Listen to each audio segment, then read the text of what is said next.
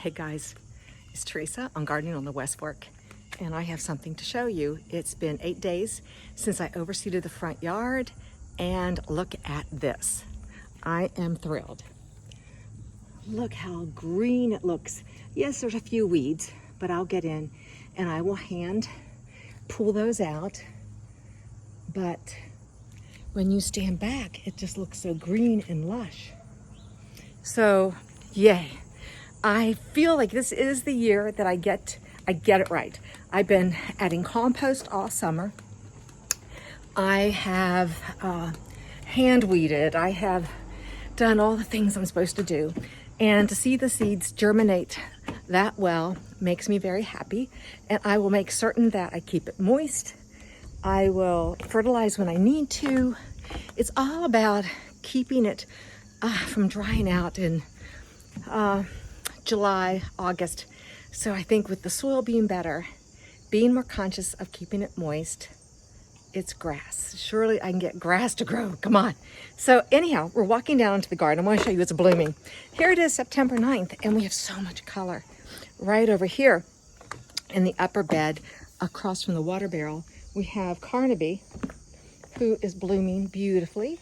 Nice little patch of color. And then I noticed just the other day, I picked up these Peruvian Siberian squirrel lilies at the plant swap. And so they're making an appearance. So I'll look forward to those in the spring next year. But I have a couple other things for my first experience of growing that have popped out. So it's going to make me very happy to show you. This is one for sure, Gideon. I planted this pot with 2 different dahlias. This is Gideon, and you can see so many buds coming out, and so October will be full of flowers. This is Terza, which we get to anticipate that bloom. So dahlias in pots are working well for me because Hawaii, which I've shown you, is still doing great. The other thing I did this year was my cutting garden and the zinnias, oh my gosh, and the cosmos, and daggone it, I'll think of the name before we're done. Anyhow, being able to cut bouquets, you know, twice a week or as often as I like has been just wonderful. Let me back up because I want to show you the view that I love of my garden. And I'm going to turn you around. It's a little bright out, but you can see the sedums, the asters, the zinnias, the tall phlox are still blooming. The grasses are getting their plumes. It's just been a beautiful September so far. We've gotten rain. The center garden, as we go down here, this lovely little vine, and I promise if someone knows what it is, but I will find out what it is, that was given to me. It just looks so lovely against the purple verbena and the sedums. Just makes such a nice appearance in the fall, doesn't it? It's just pretty nice. Something I noticed too, one of my daylilies, which is, I'll think of the name. Oh, here we go, Indian Giver. It is a repeat bloomer, and this year there's one on the other side too. They're actually going to repeat bloom. It's all about moisture. So we won't see the blooms that we saw in the summer, but it'll be a nice color. Throw it in a bouquet. But look at these sedums. I am thrilled. The bloom heads, they're gorgeous in bouquets. And of course, look at all the bees and the little bugs that love them. Just love them.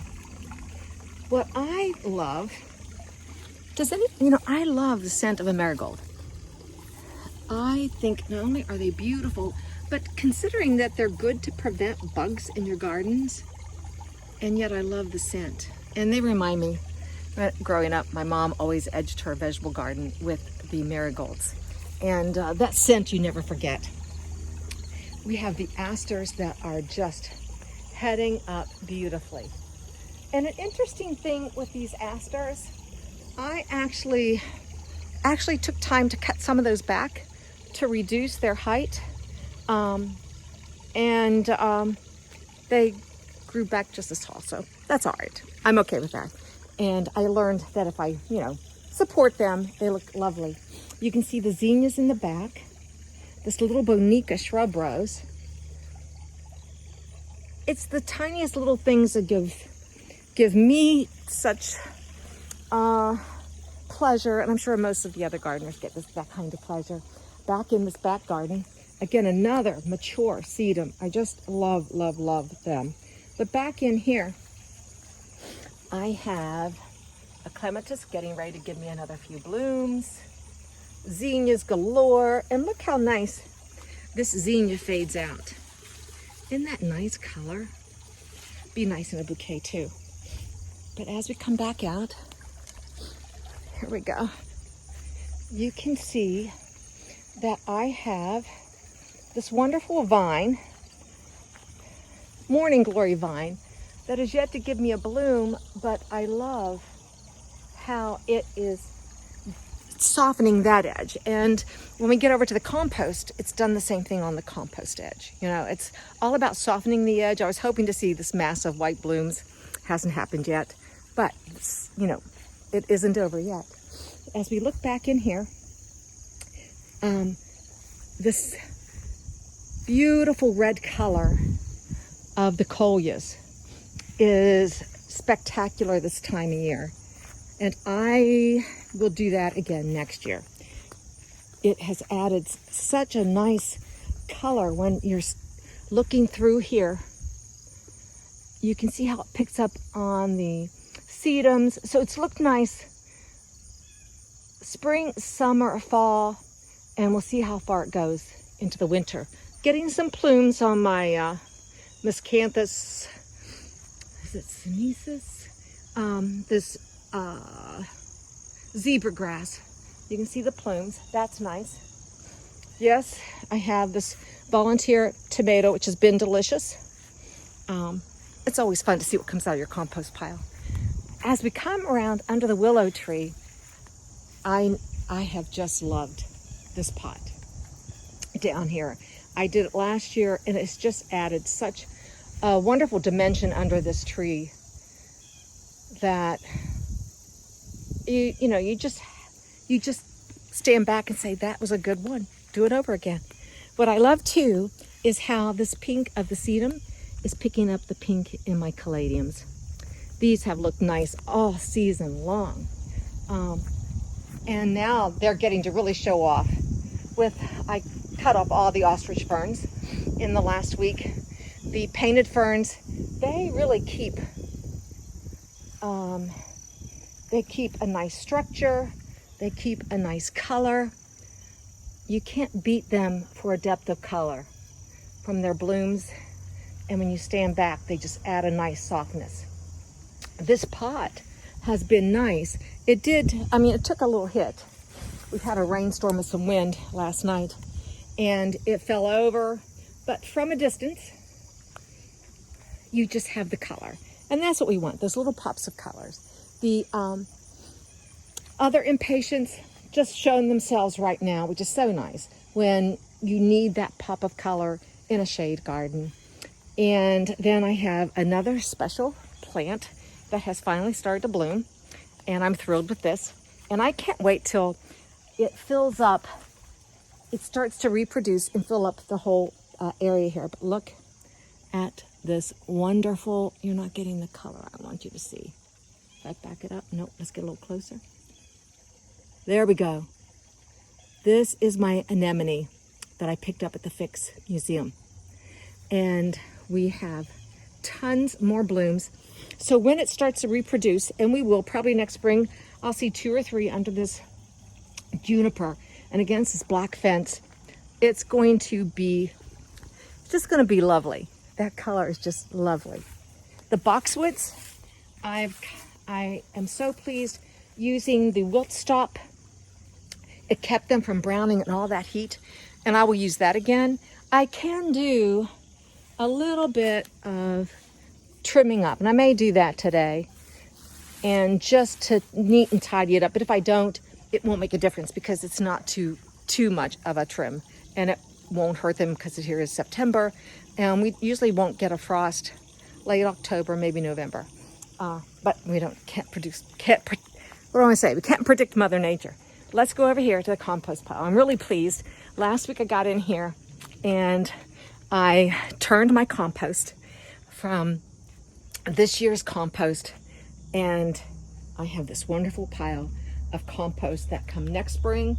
It'll be wonderfully composted down, rich soil.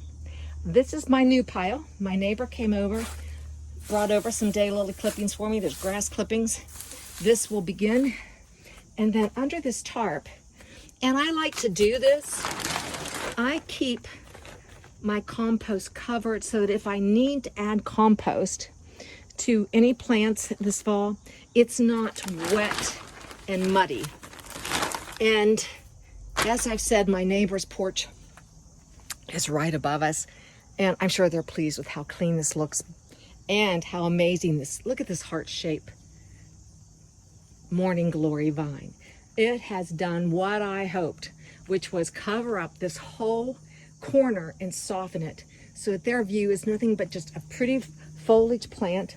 Hopefully there'll be some white blooms, but if there isn't, it did do a great job of hiding this rough edge.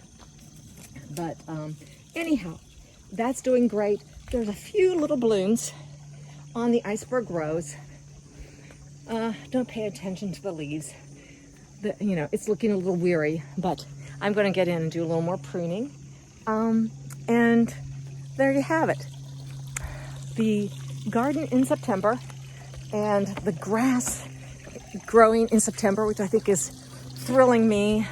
The dahlia is thrilling me because I've never done that before. The garden is something that has really made my summer and this time of year wonderful to cut those bouquets.